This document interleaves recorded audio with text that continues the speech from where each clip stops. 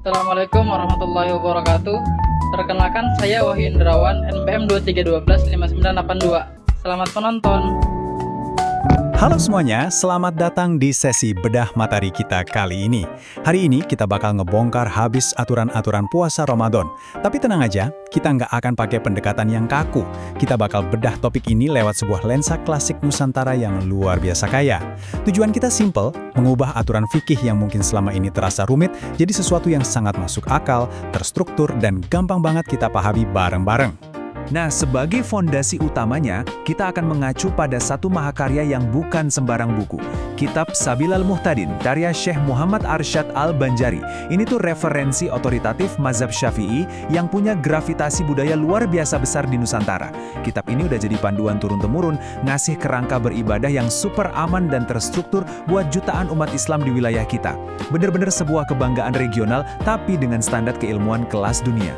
Oke, mari langsung kita mulai. Peta perjalanan kita hari ini terbagi jadi 5 bagian. Pertama, fondasi puasa Sabilal Muhtadin. Kedua, keringanan dan kewajiban qaza. Ketiga, mengoptimalkan ibadah lewat sunnah dan makruh. Keempat, kita intip pandangan 4 mazhab utama. Dan puncaknya di bagian kelima, kita bakal bahas fikih kontemporer, penggunaan inhaler. Masuk ke bagian pertama, fondasi puasa Sabilal Muhtadin, the core obligations. Aturan-aturan fundamental ini ibarat garis batas paling dasar tentang siapa sebenarnya yang diwajibkan buat puasa di bulan Ramadan. Ada 4 syarat wajib utamanya, yaitu berakal, balik, Islam, dan mampu. Kedengarannya simpel banget kan?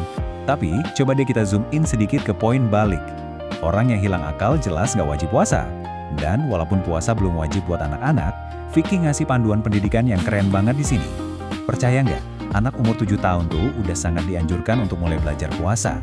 Nah, pas mereka umur 10 tahun, orang tua udah dibolehin untuk ngasih teguran kalau mereka sengaja ninggalin puasa. Jadi pendekatannya itu bertahap dan sungguh bijaksana. Terus berkaitan sama syarat mampu, ada aturan spesifik yang sangat logis buat perempuan yang lagi haid dan nifas. Mereka ini bukan cuma nggak wajib loh, tapi jatuhnya haram atau dilarang berpuasa di masa-masa itu. Tapi kewajibannya nggak hilang gitu aja ya, mereka wajib melakukan qadha atau ganti puasanya setelah Ramadan selesai. Ini bukti nyata gimana fikih ngasih perlindungan penuh terhadap kondisi biologis tubuh manusia. Sekarang kita lanjut ke bagian kedua, keringanan dan kewajiban qadha. Seringkali hukum Islam itu disalahpahami sebagai sesuatu yang kaku. Padahal lewat konsep dispensasi atau rukhsah ini, kita bisa lihat kalau fikih itu dirancang justru buat ngasih kemudahan, bukan sebagai bentuk hukuman. Konsep ini kita kenal dengan sebutan uzur syar'i alias alasan yang sah buat nggak puasa. Misalnya nih, kalau sakit kamu bakal makin parah kalau dibawa puasa, atau kamu ngalamin rasa lapar dan haus ekstrim yang sampai ngancam keselamatan jiwa. Di situasi kayak gitu, kamu justru dibolehin, bahkan kadang malah diwajibkan, buat buka puasa demi mencegah kerusakan tubuh. Aturan yang sama juga berlaku buat musafir yang lagi nempuh perjalanan jauh. Kelihatan banget kan fleksibilitas Islam dalam menghargai keterbatasan fisik kita? Jadi, poin krusialnya adalah, siapa aja sih yang wajib bayar utang puasa atau qadha ini? Selain perempuan haid atau nifas tadi, orang yang sengaja buka puasa tanpa alasan sah, udah pasti wajib ganti. Termasuk juga kalau kamu kelupaan niat di malam hari. Nah, yang menarik nih soal pingsan. Fikih secara logis mengkategorikan pingsan itu layaknya orang sakit. Dan satu lagi, orang murtad yang kemudian kembali memeluk Islam, itu wajib mengganti puasa yang ditinggalkannya, sebagai bentuk pertanggungjawaban atas masa lalunya. Mari kita bahas sedikit tentang konsep imsak. Ini tuh soal menahan diri di siang hari Ramadan buat ngehormatin waktu suci, walaupun sebenarnya puasa kamu udah batal atau nggak dihitung. Ada yang sifatnya wajib, ada juga yang sunnah. Contoh yang wajib, seseorang yang sengaja batalin puasa tanpa alasan, atau seorang mu'alaf yang baru aja masuk Islam di tengah hari. Mereka ini wajib nahan diri dari makan dan minum di sisa hari itu. Beda ceritanya sama musafir yang baru tiba di rumah dari perjalanannya di siang hari. Buat mereka, menahan diri itu sifatnya sangat dianjurkan atau sunnah. Benar-benar bentuk rasa hormat yang mendalam terhadap waktu berpuasa. Bagian ketiga, mengoptimalkan ibadah, sunnah makruh. Mulai dari sini, kita bakal geser fokus dari aturan wajib murni ke tindakan-tindakan ekstra yang bisa memaksimalkan spiritualitas puasa kamu. Tindakan-tindakan sunnah ini ibarat multiplier alias pengalih pahala dan manfaat spiritual kita. Coba bayangin, menunda sahur sedekat mungkin sama waktu subuh, tapi sebaliknya harus gercep atau segera berbuka pas matahari terbenam. Bukannya pakai kurma atau air, lanjut berdoa, terus ngasih makan orang lain dan baca Quran. Ini bukan sekedar rutinitas loh, ini cara paling presisi untuk niruin persis apa yang dicontohkan langsung oleh Rasulullah. Pernah nggak sih kamu mikir, kalau nyicipin masakan waktu lagi bikin menu buka puasa itu bikin batal nggak ya? Nah, nyicip makanan tanpa keperluan mendesak, ngunyah permen karet atau sekedar berlebihan pakai wangian itu masuk ke tindakan makruh atau yang nggak disukai. Kenapa? Karena hal-hal ini berisiko ngebatalin puasa atau setidaknya mengurangi esensi kita dalam menahan diri. Termasuk juga bersiwak atau sikat gigi setelah lewat waktu zuhur dan melakukan bekam yang berisiko bikin tubuh jadi mendadak lemas. Masuk ke bagian keempat, pandangan 4 mazhab utama. Di sini, kita bakal melebarkan lensa kita untuk melihat betapa cantiknya keragaman intelektual dan sifat saling mengakomodasi dari 4 mazhab utama dalam fikih Islam.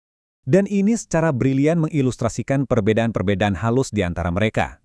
Fondasinya tetap sama, tapi aplikasinya bisa beda. Contohnya soal musafir. Mazhab Hambali itu justru sangat menganjurkan orang yang berpergian untuk ambil keringanan dan berbuka puasa. Sementara, mazhab Syafi'i lebih memilih untuk tetap berpuasa kalau memang nggak memberatkan. Atau soal siwak, di mana mazhab Hanafi dan Maliki nggak menganggapnya makruh sama sekali meski dilakukan di siang hari.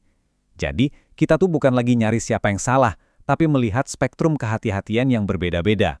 Setelah kita lihat perbandingannya, mari kita membumi lagi pada pandangan mazhab Syafi'i yang dipegang oleh Syekh Arsyad Al-Banjari.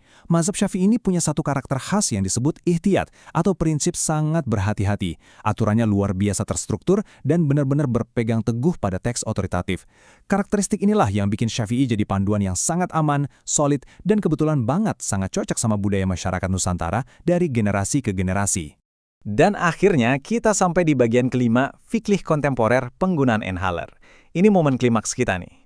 Gimana caranya kita mengambil teks-teks klasik yang usianya udah berabad-abad buat diterapin ke penemuan medis modern yang sangat spesifik dan urusannya sama nyawa manusia. Saya mau nanya langsung nih ke kamu.